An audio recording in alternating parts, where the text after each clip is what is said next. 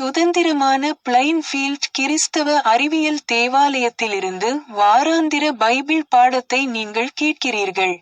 அது அமெரிக்காவின் Plainfield, new ஜெர்சியில் அமைந்துள்ளது.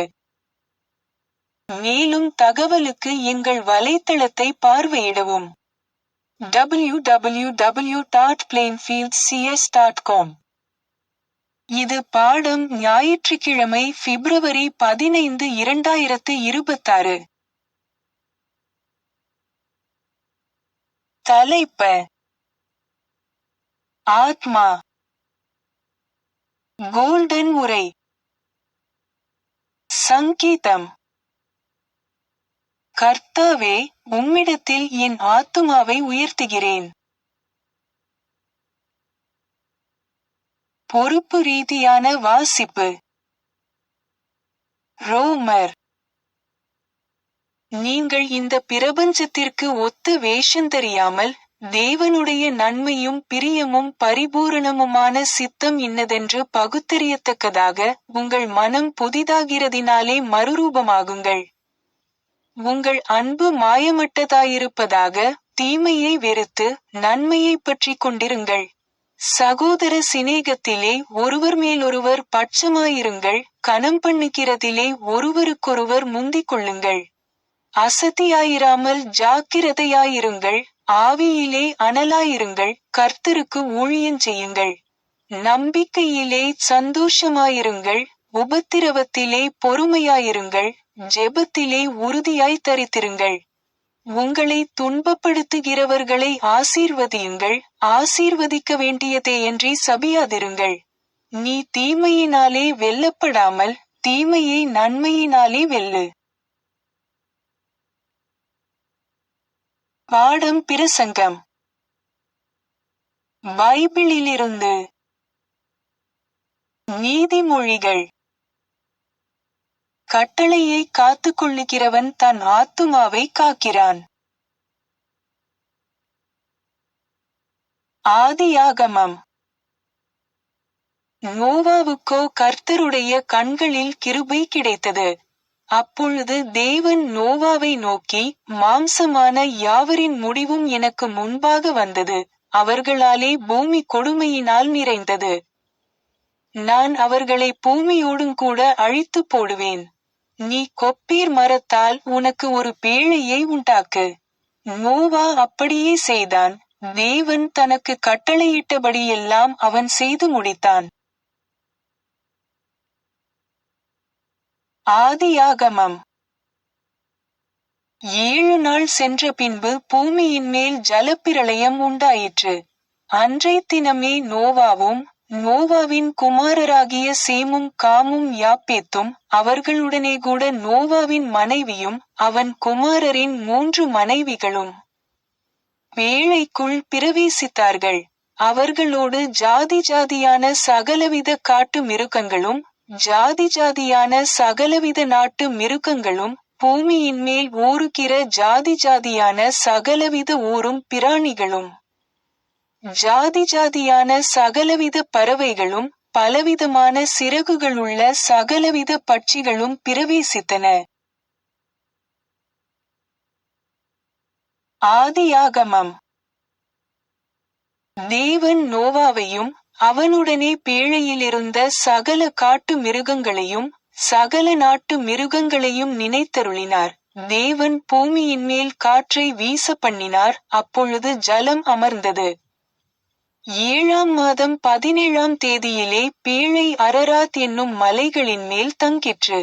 அப்பொழுது தேவன் நோவாவை நோக்கி, நீயும் உன்னோடே கூட உன் மனைவியும் உன் குமாரரும் உன் குமாரரின் மனைவிகளும் பேழையை விட்டு புறப்படுங்கள்.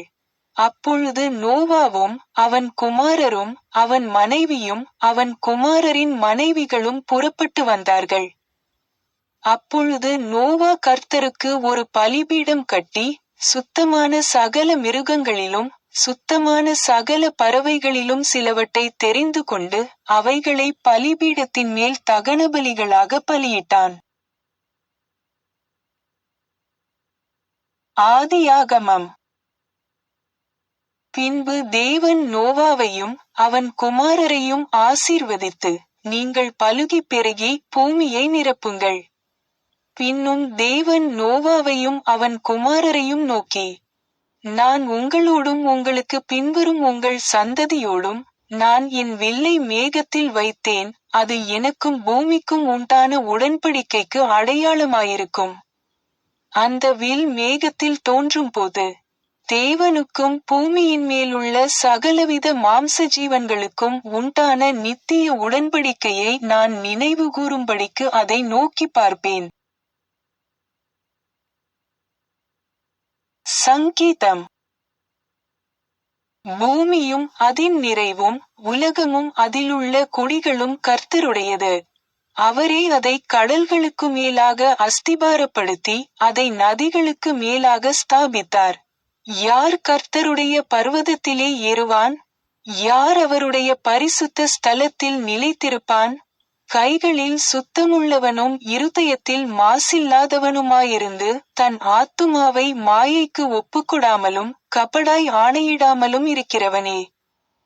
அவன் கர்த்தரால் ஆசீர்வாதத்தையும் என் இரட்சிப்பின் தேவனால் நீதியையும் பெறுவான்.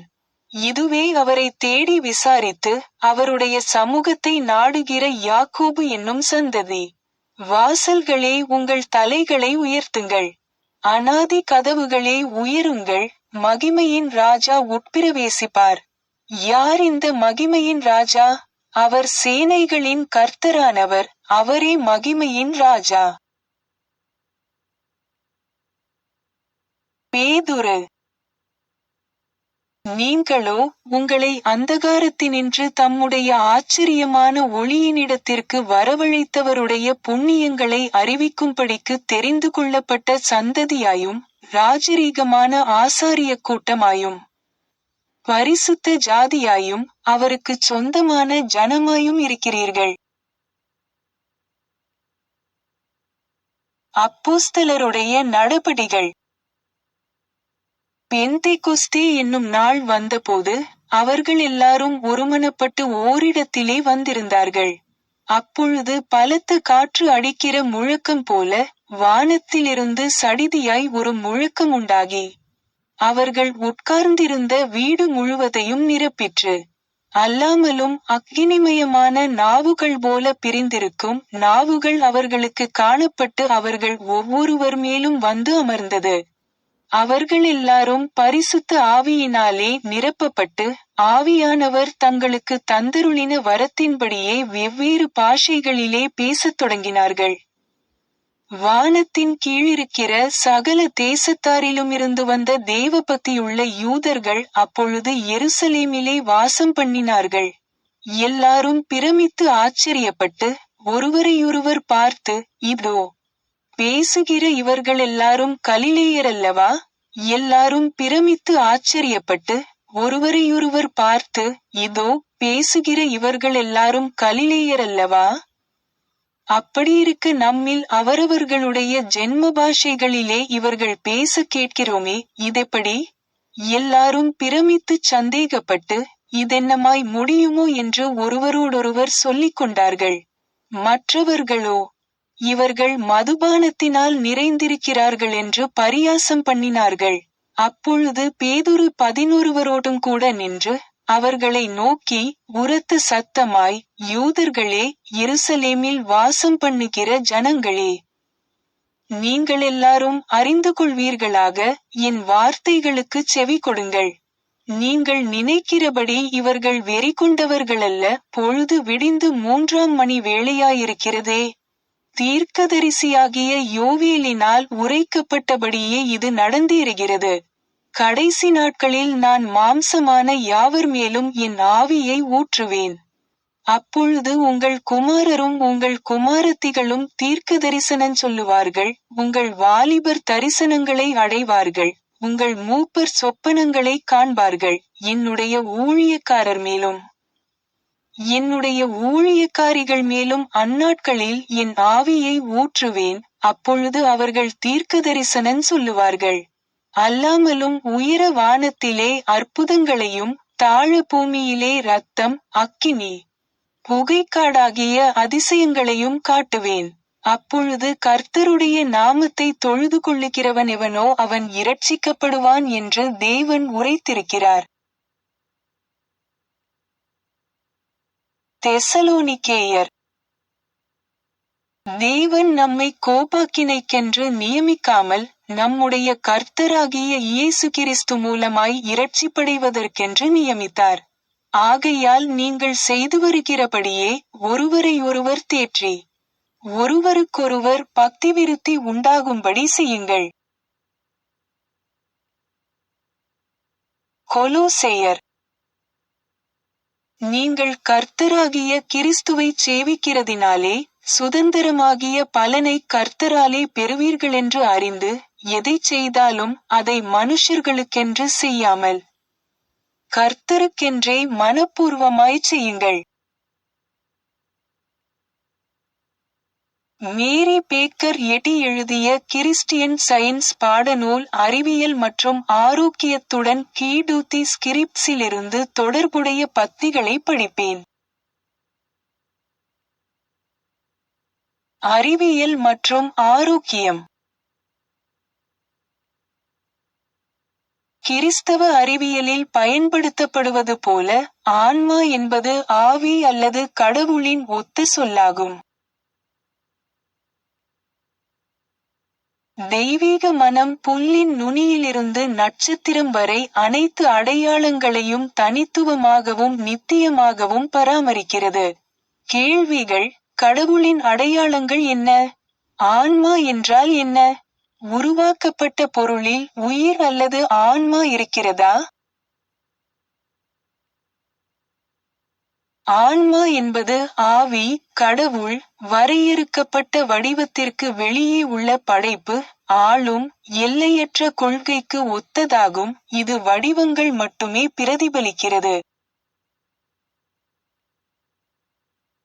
ஆன்மா என்பது மனிதனின் பொருள், உயிர் மற்றும் அறிவு.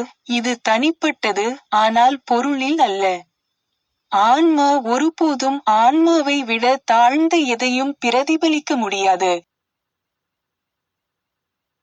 மனிதன் ஆன்மாவின் வெளிப்பாடு. வாழ்க்கை என்பது ஆன்மாவின் விதி, சத்திய ஆவியின் விதி கூட. ஆன்மா ஒருபோதும் அதன் பிரதிநிதி இல்லாமல் இல்லை. மனிதனின் தனிப்பட்ட உயிரினம் ஆன்மாவைப் போலவே மயக்கத்தில் இறக்கவோ அல்லது மறைந்து போகவோ முடியாது. ஏனெனில் இரண்டும் அழியாதவை. ஆன்மா என்பது மனிதனின் தெய்வீக கொள்கை, அது ஒருபோதும் பாவம் செய்யாது. எனவே ஆன்மாவின் அழியாத தன்மை. அறிவியலில் பாவம் செய்வது ஆன்மா அல்ல, பொருள் உணர்வுதான் என்பதை நாம் கற்றுக்கொள்கிறோம். மேலும் அது இழக்கப்படுவது பாவ உணர்வுதான், பாவ ஆன்மா அல்ல என்பதை கண்டறியலாம்.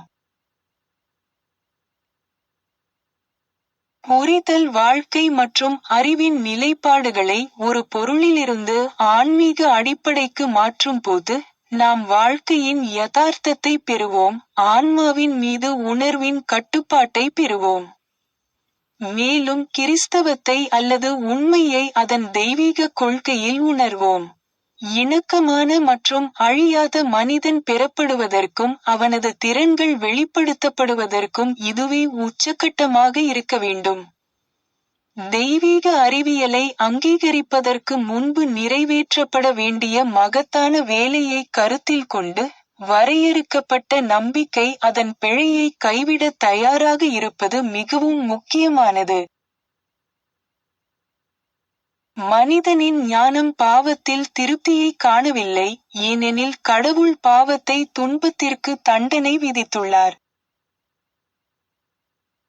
பொருளின் கற்பனையான வாழ்க்கையில் நம்பிக்கையின் கூர்மையான அனுபவங்களும், நமது ஏமாற்றங்களும், இடைவிடாத துயரங்களும், சோர்வடைந்த குழந்தைகளைப் போல தெய்வீக அன்பின் கரங்களுக்கு நம்மை திருப்புகின்றன.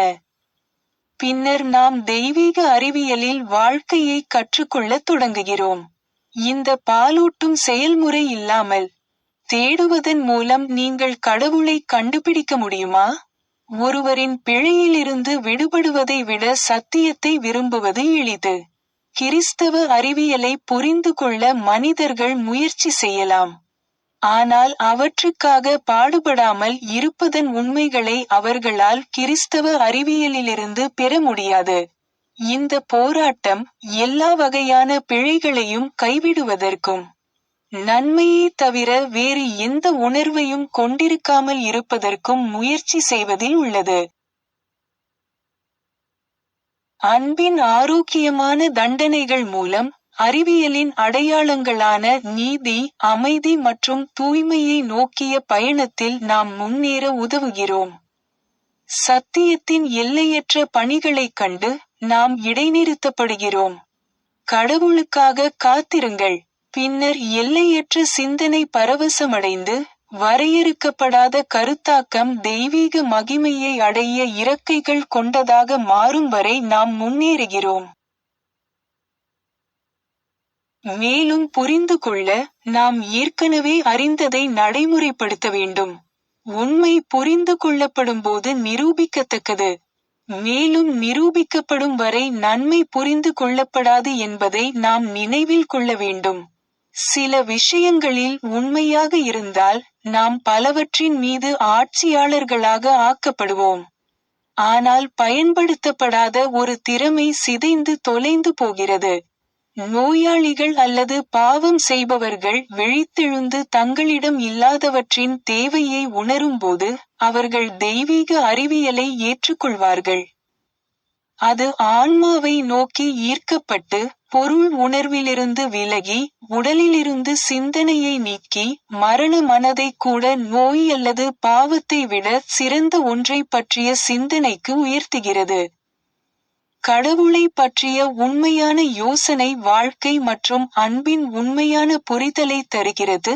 வெற்றியின் கல்லறையை கொள்ளையடிக்கிறது. அனைத்து பாவங்களையும் பிற மனங்கள் உள்ளன என்ற மாயையையும் நீக்குகிறது. மேலும் மரணத்தை அழிக்கிறது. கிறிஸ்தவ அறிவியலின் விளைவுகள் உணரப்படுவது போல் அதிகம் காணப்படுவதில்லை.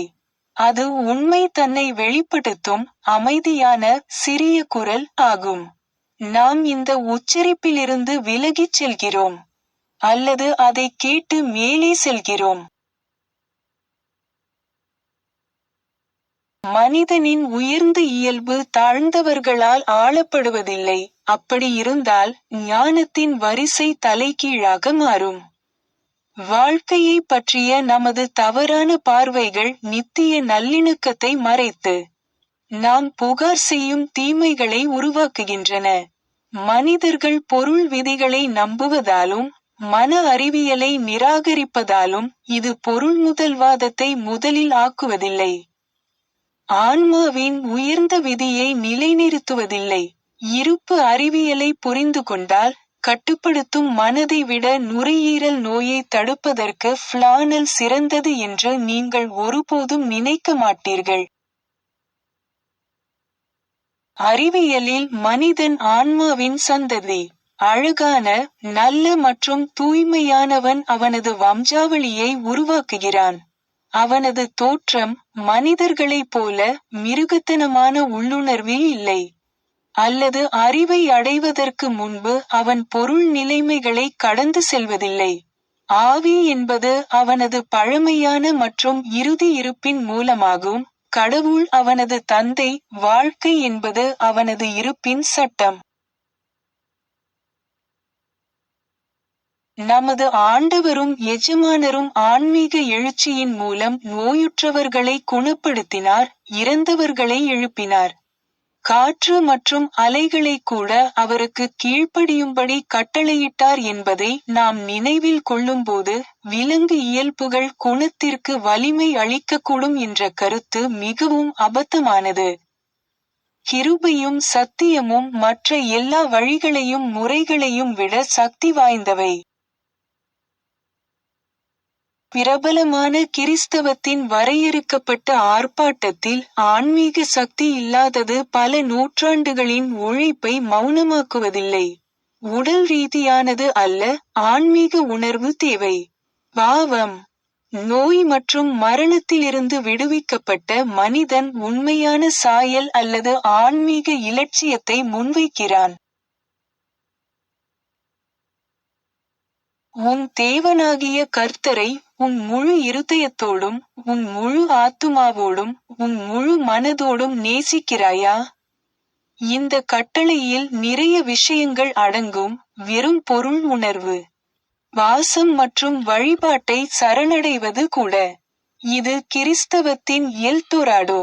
இது வாழ்க்கை அறிவியலை உள்ளடக்கியது, மேலும் ஆன்மா நமது எஜமானராக இருக்கும் ஆவியின் தெய்வீக கட்டுப்பாட்டை மட்டுமே அங்கீகரிக்கிறது.